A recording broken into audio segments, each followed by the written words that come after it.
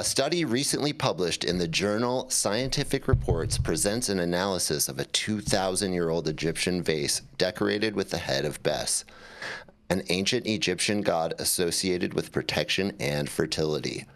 The vase, held at the Tampa Museum of Art, was analyzed by an international group of archaeologists from the United States and Italy, including researchers from the University of South Florida, the University of Trieste, and the University of Milan. Nature, Newsweek, Science Daily, and other websites have reported also on this finding. Using advanced chemical techniques such as ancient DNA extraction and infrared spectroscopy, the team conducted chemical and DNA analysis on samples scraped from the inner wall of the mug. These analyses revealed a complex mixture of substances, including psychotropic and medicinal plants, fermented alcohol liquids derived from fruit, and human bodily fluids. Among the organic residues detected were traces of the plant Peganum harmala, commonly known as harmel or Syrian rue, which is known for its psychoactive properties. The seeds of Peganum harmala produced high quantities of the alkaloids harmine and harmaline that can induce dreamlike visions. The analysis also detected traces of another psychoactive plant, the blue water lily, Nymphea caerulea. Fun words this morning, which contains an aporphine, an alkaloid associated with mild sedative and euphoric effects. Researchers concluded that both Peganum harmala and Nymphea caerulea were deliberately used as sources of psychoactive substances for ritual purposes.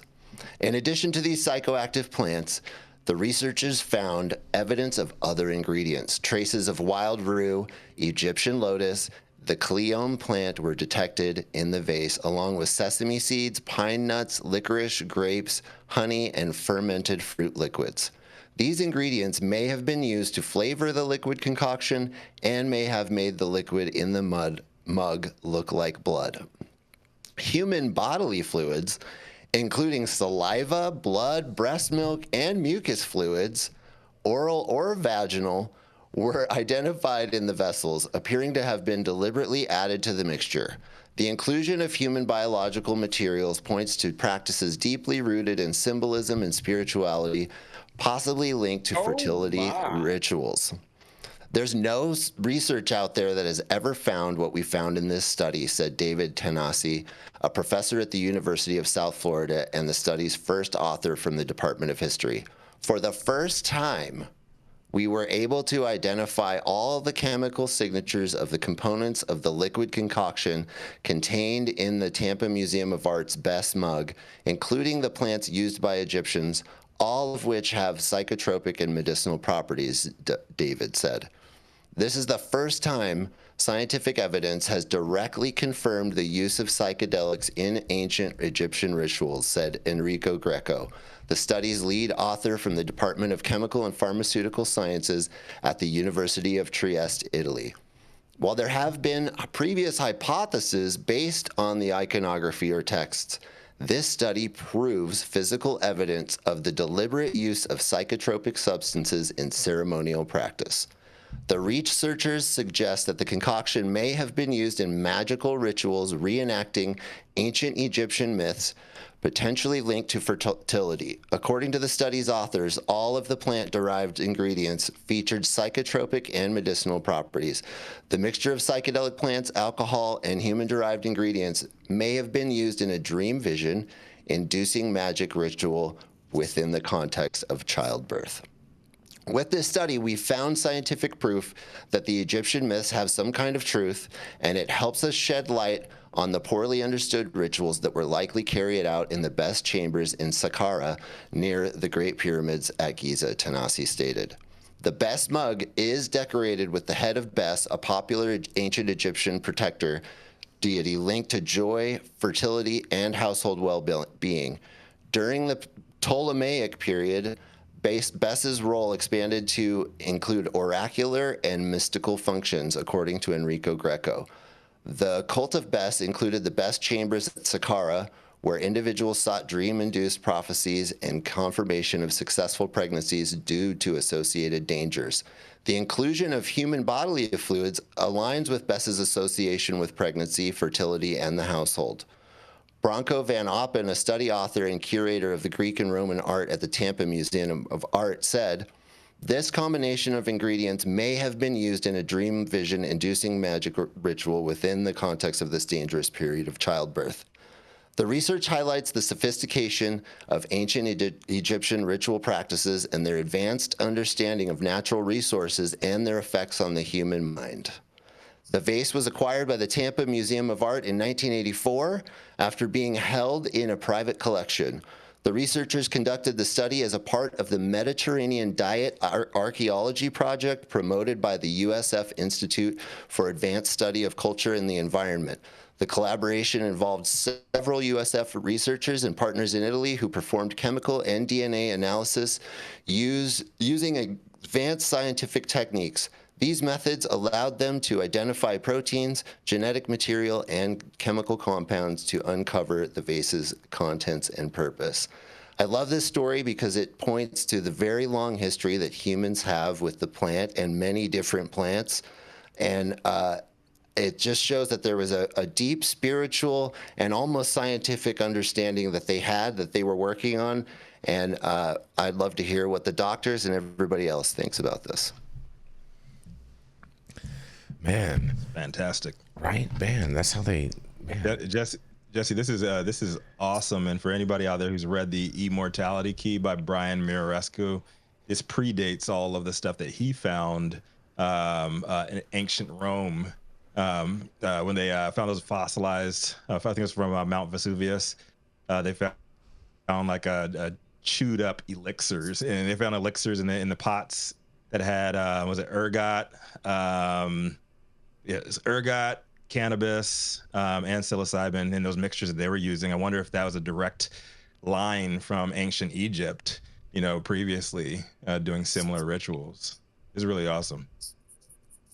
We definitely see, I mean, we know from the Pack burial ground and it's like Mongolia, we've seen a lot of stuff that's been uncovered that has cannabis or different mushrooms or other plants in them.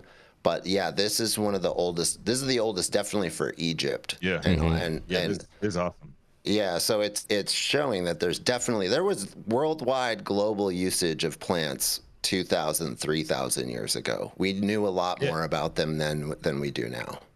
Yeah, go ahead. I get geeked up over this shit. I love this shit. I think it indicates change. Psychedelics. Psychedelics historically probably have gotten, instituted psychological change, and we're sort of seeing a resurgence of this now. So does this mean that we're going through a new period of change? Bring it on! I think it's great. Mm-hmm. I think the cool connections that Muraresku made in the Immortality Key was looking at like what we call parables in the Bible for all the Christians out there. Like they were literal hallucinations because they were all tripping balls, like all of them. Like the wine back then. They said they were getting drunk off of wine. Like wine was 2% alcohol at its heaviest in those days. They were tripping balls, and they had all these different herbs and shit that they mixed in, and they went to mass and had wild orgies and shit, dude. It was crazy back then. They bring that shit back. That's actually, I'm glad you brought that up, Rico. Because I'm a Christian, and it's a challenge that I have with the Christian faith and the church in general, that they oppose cannabis, because Genesis 1:29, which is one of the very first books in the entire Bible and one of the very first passages, says very clearly that every seed-bearing plant is to be used for food. So it's literally a theological practice that Christians should understand, that the cannabis plant is to be used for food. And when you eat it, it has, especially if you eat it raw, it has one set of effects. And then when you cook it and you eat it, it has a whole nother set of effects. And that was intended. And then later, there's another misnomer that's not understood by Christians or really anyone, I think. But in Leviticus, when the priests were entering the holiest of holies, which was the room inside of the rooms with the Ark of the Covenant, they actually prepared an oil, and one of the ingredients of the oil was the Hebrew word kanebosm. So it's two words, Kanehbosem. That's how we transliterate it. But it sounds pretty close, right? Kanebosem. So, and they would make this oil, they would cook this oil with this ingredient in it, and then the priests would soak themselves in it. And the doctors could confirm if you had decarboxylated cannabis oil on that level and you literally took a bath in it, how high would you get? Probably pretty high, right? Your skin's going to absorb quite a bit of that. Yeah. And so these priests are going into the holiest of holies, fully doused in this oil and spending all day with the Ark of the Covenant. It's kind of an interesting. Was it distillate? That's exactly the point. This is something that just never gets talked about in theology, and it's something that Christians and Jews and Arabs alike should really be interested in, because those words are there and the passages are there and they need to be talked about. Mm-hmm. That's open up your mind, man. Open up your mind and think of things in a literal sense sometimes, and it's not always a bunch of parables and metaphors. Like sometimes.